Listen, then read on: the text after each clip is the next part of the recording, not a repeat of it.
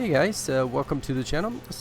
Seeing that we still have a really bad situation for GPUs, it is normally that gamers are getting desperate for GPU, obviously with a decent price, but at the same time we also want a bit of performance out of these crazy expensive GPUs, obviously if we're going to buy one.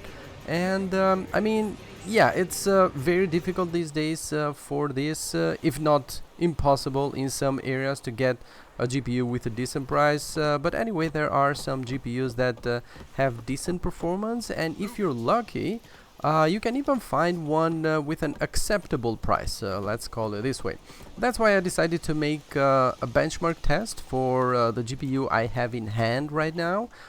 Basically an RX 580 with only 4 gigabytes of VRAM, and I decided to do this because unfortunately even nowadays we have new GPUs coming out with only 4 gigabytes of VRAM, which is a little bit weird in 2022, but yeah, believe it or not, there is still performance left even for 4 gigabytes card, and also for very old ones like the RX 580 that I have in my hand. Now, on this video, I'm going to talk about the performance and what to expect from it. As for the price, unfortunately, that depends on the area you live and obviously on your luck also. If you get lucky, yes. If you don't get lucky, then yeah, sorry, you have to search a little bit more. Nowadays, getting this GPU under $200, in my opinion, I guess it's a decent price, if we can call it this way, for the performance that you get back. So I think that if you're lucky like me and get one from a miner, obviously a used one, with like $100 to $150, I consider this to be a very good price for the performance that you get out of the GPU. But with that said, above $200, it is really difficult to recommend one. But again, if you absolutely need one and in your area other better GPUs are crazy expensive, like in most of the world, obviously, you can still get one. But anyway, watch the video for the performance numbers, and then this I think it will help you understand better if the price you can find one, is it worth it for you or not. Okay, then before we get into the numbers, I have divided this test in two sections. First, we're going to see the performance you can expect from this GPU in AAA title games with heavy graphics. I call them this way, but obviously you can call them just basically new games or games that are basically graphical intensive. Let's call them this way. And the second part is going to be the performance in battle royale games or competitive games, whatever you want to call them. Also, I have decided to try only 1080p resolution up to a max of high settings, obviously with only 4 gigabytes of VRAM for this GPU and others with this amount of VRAM. And being so old also for this GPU in particular, I don't think that someone of you is expecting to get this GPU for 1440p at very high or ultra, I mean, or even higher than 1440p, because even if you want to, it's not possible obviously with that amount of VRAM. Also, it is proven over and over again that in 99% of the cases, playing at very high settings or ultra or max, whatever you want to call them, it's not worth the performance that you lose with what you get in return visually. So yeah, just keep this in mind, basically. Okay, then, beginning with a very heavy AAA title game like Cyberpunk 2077. Well, believe it or not, I am really impressed with the performance you can get in this game with this old GPU. In particular, at 1080p low, the gameplay performance is absolutely fine for this type of game, and you can expect to get from 45 up to 60 FPS, obviously depending on the area and the scene that you're in, with a 1% low at around 40 FPS, which is fine for this GPU running this heavy game. And yeah, if we go then to 1080p medium, game looks fine.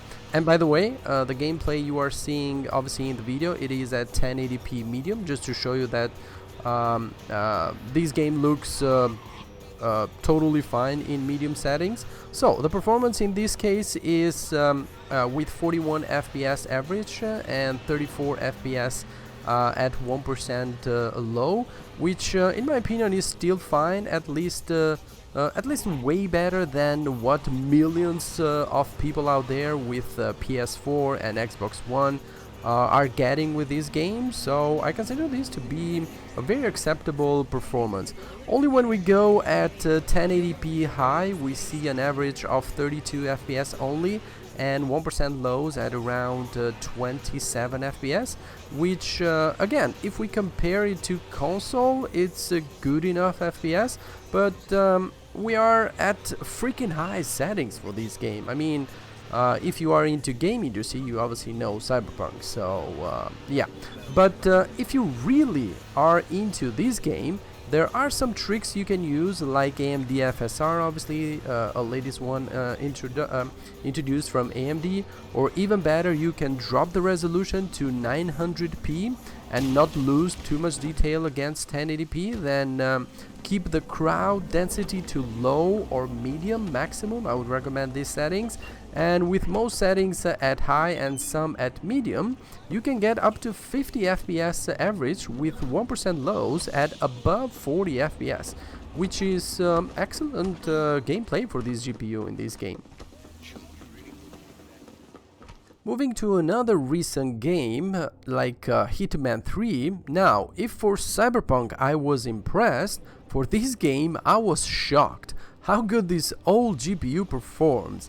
I ran both tests at Dubai map and the dorm map to combine all things that this game offers, like number of agents on the screen, cloth vertices and particles. In this way we have a more accurate average, and believe it or not, at 1080p low you can get an impressive above 100 FPS gameplay with an average of 105 FPS in my case.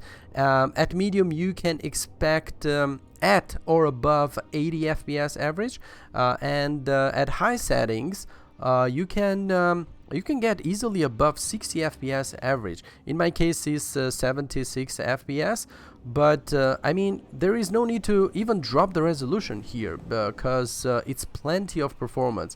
If you want to try, you can even go to 4040p, playing a bit obviously with the medium and high settings, so you do not run out of video memory. I think it is possible to get a good gameplay even at this resolution, and with this FPS for this type of game, it is really good performance. Okay, then moving on to another AAA game. Some might consider this game to be old maybe, but still I think it's one of the best looking games in this in its genre, obviously, and we're talking about Witcher 3, as you see from the video, obviously. And again, not much to say here, even better than Hitman 3. You get very good performance with above 100 FPS at 1080p low, with 127 FPS average on low, and almost 102 FPS on medium in my case, and obviously getting 73 FPS at high for this type of game, being so new obviously also. It's the best gameplay experience you want out of this GPU. I don't think you need more than that. Still, I need to remind you that millions of console players only can dream to get above 60 FPS at high settings with this game, or even with other games actually. So again, for this game it's not needed to drop the resolution, but you can even try at 1440p again and still be able to get a very good above 60 FPS gameplay, as long as you don't run out of video memory, of course. So you need to play a bit with the settings if that happens, so keep that in mind. Oh, and By the way, I recommend you don't fill up the VRAM usage on this GPU above 3.7 gigabytes, because the last 300 megabytes are really going to degrade the performance. I don't know, there is something going on with this GPU with the last 300 megabytes of memory. But anyway, I don't think if you're going to play 1080p low, medium or low resolution, I don't think you're going to saturate the 4 gigabytes. And moving on now to Gears 5, another pretty heavy game, I would say, and here we still get very good performance at 1080p low, as you see, with 107 FPS average. We get above 63 FPS average at 1080p medium, and a very respectable 54 FPS average on high settings, which for this type of game, it's I would say that it's fine. You can finish the game even at this average FPS. It's totally fine to do it. But if you want a bit more performance at high, you still can drop the resolution at 900p with a combination of most of the settings at high and some at medium, and you can get easily above 60 FPS. In my case, with that combination, I get just above 70 FPS average, and without losing visual quality, because we know some settings you don't even notice at all during the gameplay. You basically need to stop and really look for them, which in my opinion it's not worth having on. So that's why I say some of the settings you can keep them on high, and some that you don't need but that are heavy on the GPU, you can turn them on medium, even on low, because they are not going to matter when you play, when you are focused on killing enemies. So it's not worth it in my opinion. But we still are in AAA title games, very heavy graphics looking games. So beginning with Dirt 5 was one of the few games that I tested that even on a medium I get the notification of running out of memory, but you can close this window and keep on going until it fills up the memory and begins to stutter. So you might have to play a bit with the settings if you want to play at medium or high, obviously at 1080p with this game. Anyway, the performance in my opinion is great for this type of game because it's a racing game. So at 1080p low you can expect around 55 to 60 FPS. Depends how many cars are on the screen. In my case I get around 59 FPS average with 53 FPS 1% lows. At medium settings you can still expect to stay above 50 FPS in most cases, with mid 45 FPS on 1% lows, and only at high settings it's going to be a bit tough with just above 40 FPS average, which is fine for this type of game, I would say. Don't get me wrong, obviously it's a racing game, so being from 40 to 60 FPS, it's a very enjoyable experience in my opinion. You might disagree obviously, but yeah, I consider this for a racing game to be a very enjoyable experience. Again, remember the poor console guys maybe only at 30 up to 40 FPS. I don't think they get more than that. Of course, we're not talking about PS5 and Xbox Series X, of course. We're talking about the other consoles, so keep that in mind. So I would say that it's a good acceptable performance, let's call it this way, for this game.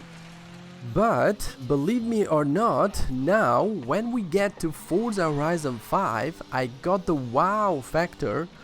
Again, not only performing very good, but also you don't run out of memory here like it did in Dirt 5. And in my opinion, Forza Horizon 5, it's better looking than Dirt 5. You might disagree obviously, but this is my opinion. So maybe it has to do with I guess the optimization or something, because I am very impressed, I would say, with the performance in in Forza Horizon 5. So I wanted to try Forza Horizon 4 because I thought it will be a bad experience at Forza Horizon 5.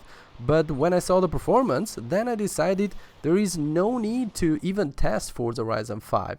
So if you look at the numbers, obviously you see that at 1080p low, a very nice 86 FPS average. At medium, we can get 74 FPS average, and on high, a very impressive 66 FPS average, which I recommend to you to play this game on. Obviously, it looks amazing at high, and you get very good experience with above 60 FPS average. So it is totally fine. I would gladly sacrifice those 20 FPS to play at high than play at low with above 80 FPS. I would gladly change it. But still, you can try to lower a little bit the resolution at 900p or maybe even more than that if you want, and still get above 70 FPS average.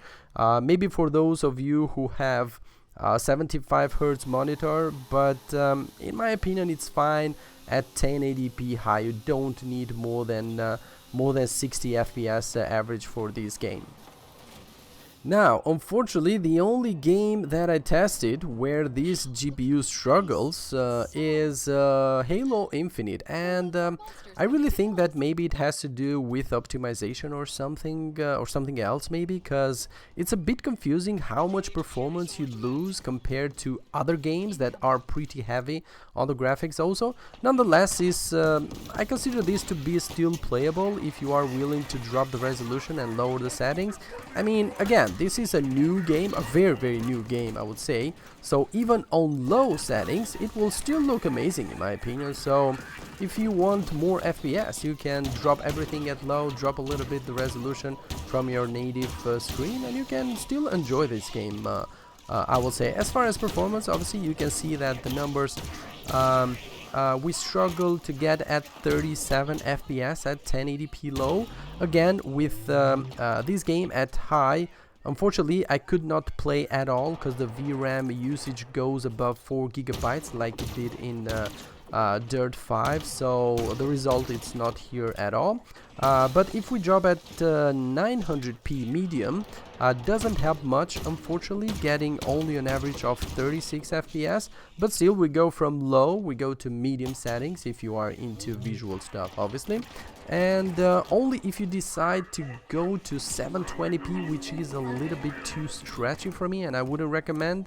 Only in that case you can get around 41 FPS average, which I don't think it's worth it for monitors above 23 inches, where for monitors ranging from 20 to 23 inches it might actually work going to 720p, since the pixels are smaller in those type of screens, obviously if they are 1080p monitors. So for this game the experience is going to be just let's call it just a bit better than console gameplay. Obviously we're talking about old consoles, although this game I think it's available only for Xbox One, Xbox X and Series X S, if I'm correct. I don't know, I haven't looked at it, but anyway, that's comparable. Let's call it comparable with the console gameplay. Now let's go to the second part of the benchmark, which are battle royale games or competitive fast-paced games, let's call them this way. And obviously we start with a classic, CSGO, obviously, and here I tested only 1080p max settings, and as you can see, you can get easily over 200 FPS average. In my case, the performance is 233 FPS average. Which means with any other settings you're going to get even better performance, so no need to test those out, because obviously you can go lower on settings, you can go lower on resolution if you want, and this means obviously that you are going to get even better performance than what you can get with 1080p max. So with that said, obviously with this game the performance is at max, I would call it, and even very competitive gamers are going to be just fine with this GPU if you play exclusively these games, CSGO. Okay then, the second game on the Battle Royale list, it's Apec Legends, and unfortunately here I ran into two problems. First, on 1080p low, my FPS was capped at 144 FPS. I tried many things in-game and out of the game, playing with the VSync and other stuff obviously that capped the FPS, but couldn't get it over 144 FPS. I don't know what it was wrong. Now, there are not many occasions you can get above 144 FPS during the fight scenes, obviously, but still it is something that affects just a little bit the results, so you need to keep that in mind. On the other hand, when I went everything at max settings, obviously at 1080p, I had again a weird problem of very slow FPS in the main menu and a bit lower FPS in gameplay, also with some stutters. So immediately I thought first maybe the VRAM was out, so I thought it was full, but when I checked it was not. So I think that maybe one of the settings could affect it, but I didn't have time to search one by one and see which one could affect. But anyway, not a big deal, still a good performance, above 75 FPS average, no problem, at maximum settings, and a very good result at low settings with just over 125 FPS. We also have to mention that competitive players for this game go even further, modifying system files or game files to lower the settings even more than low that you can change, that you can set on the game. So the performance can actually be even better if you want to go that route with this game, obviously. So you need to keep that in mind. If you want to play competitively, you can get even better performance if you change the system files or the game files, whatever it is possible to do with this game. Okay, now moving on to Pubg. Now, I tested only 1080p very low and 1080p low in this game, because I think these are the settings that 90% of the people are going to play these games, especially if you want to play competitively. So you can easily expect over 144 FPS with everything on very low, which is 151 FPS in my case, and over 110 FPS in low settings. Basically 113 FPS average respectively for my system. So if you want to go high settings, or maybe a mix of high and medium, you're still going to get around 100 FPS, but I think it's not worth, since you need the highest possible frame rate and not good visual effects for this game. Obviously, if you have the monitor to show those frames, so you need to keep this in mind.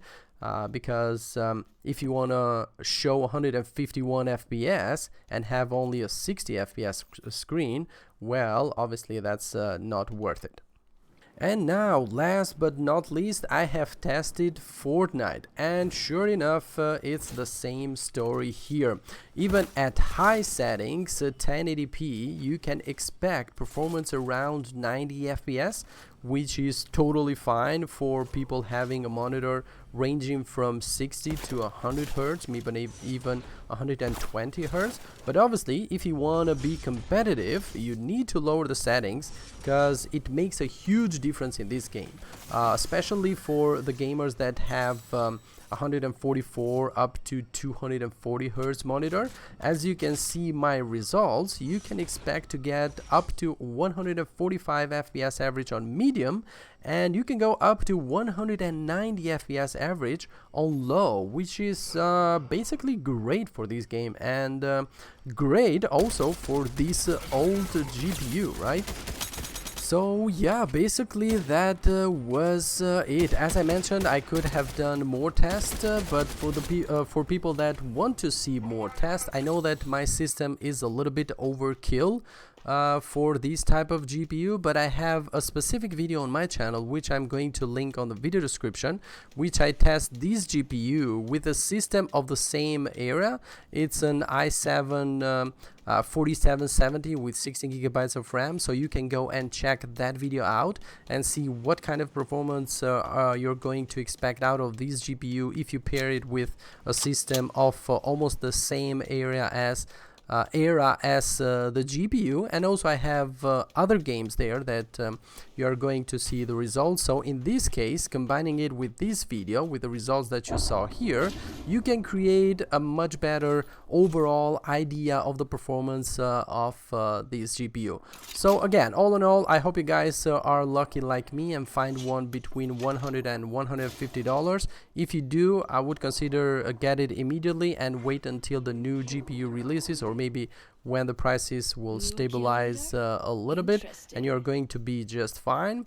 And basically that was it. As usual, don't forget to subscribe, guys, if you haven't already. That would be amazing. Don't forget to leave your suggestion down on the comment section. Games you want me to test with this GPU or maybe other GPUs, because I have other GPUs. You can see them on my channel. Also, any kind of suggestion about the overall structure of the channel would be good, so maybe we can make this a little bit more interactive with each other.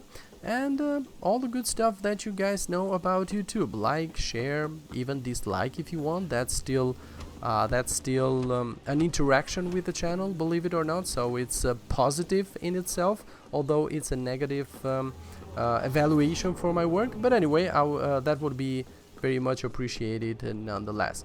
Okay then, I wish you guys all the best. Please stay safe out there, and as usual, I will catch you on the next one. Bye bye.